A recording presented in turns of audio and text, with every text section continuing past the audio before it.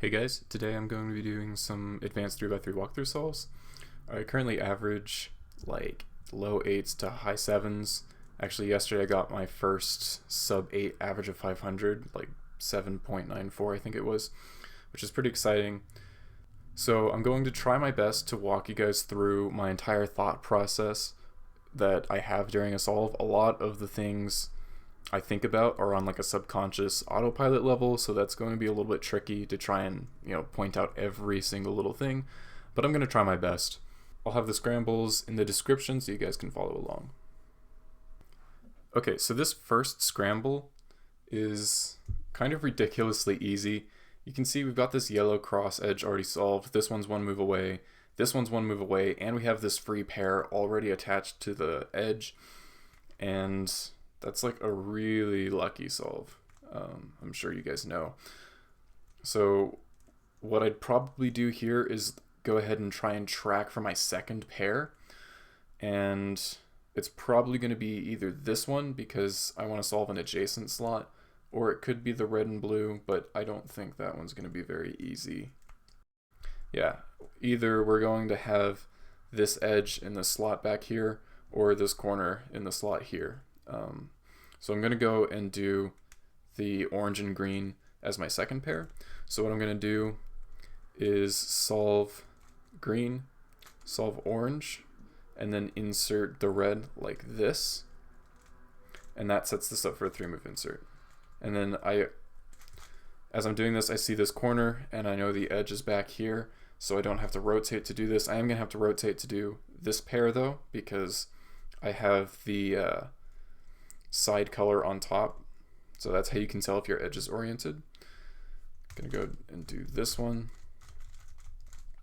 and then I'm gonna do this probably with L moves instead of doing it in the back. And then here, obviously, easy OLL and a T-perm. Okay, for this next scramble, I think I'm gonna do yellow again. So I'm going to solve blue first by doing an R prime and then an F, and then do an R2 to solve orange, and then L2 to solve red. And my first pair is probably going to be orange and green because it's pretty easy to track for one, and it's also just going to be easy to execute because I can easily set this up for a 3-move insert. Red's going to move up here, and then the corner is just going to go here with green on top. So, set it up for an insert and then insert it into the back. So while I'm going to do all of that, I'm also going to probably look for either the orange and green or the red and blue, and that will be my second pair. Align the cross. I'm going to, well, I was going to actually, okay, so in a solve I'd probably just commit to doing this, but I have this pair here. So what I can do actually is insert that first, and this case isn't too bad, so I would just go ahead and take that. But in a solve, I probably wouldn't have seen that pair fast enough and would have just lived with the mistake. I'm going to do this one next. You can take it out like that, or you could do that, it doesn't matter. I'm going to go ahead and do this one. And then I'm not going to have, or I am going to have a cross OLL, so that's nice. And I actually know this ZBLL, so that's pretty cool.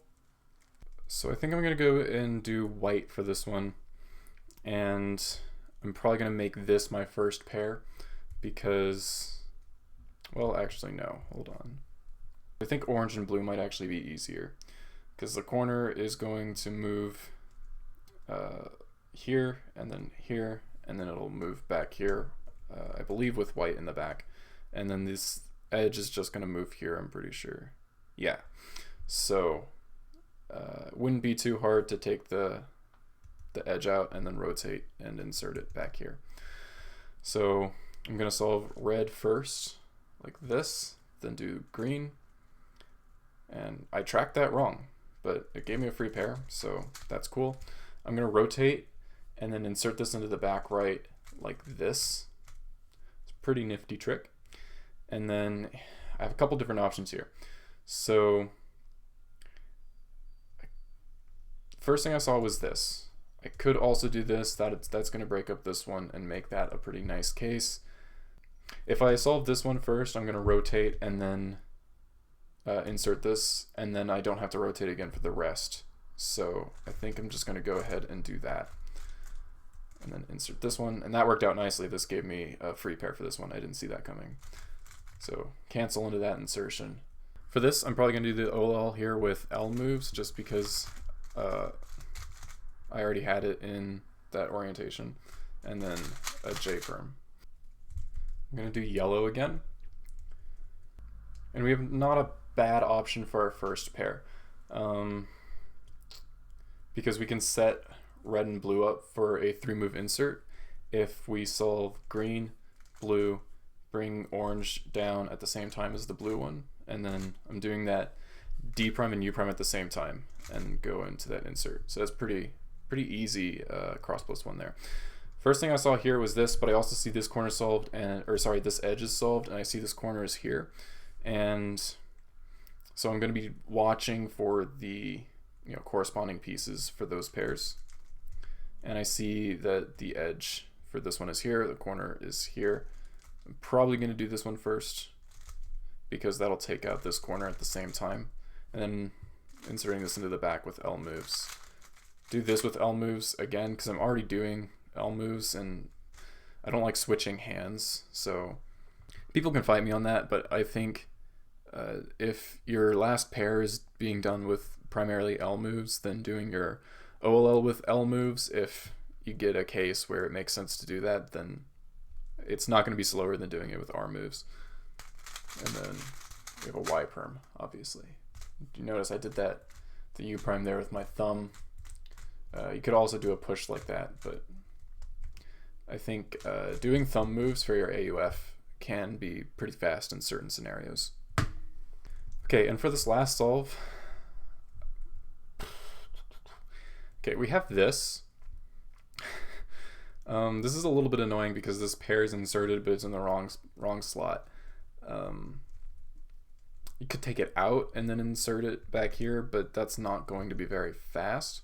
So it might be fastest to do some sort of pseudo slotting thing here, if I can figure something out. Okay, so this isn't immediately obvious, but I can solve this with a D and then do an L2 to solve red, and that brings this edge here.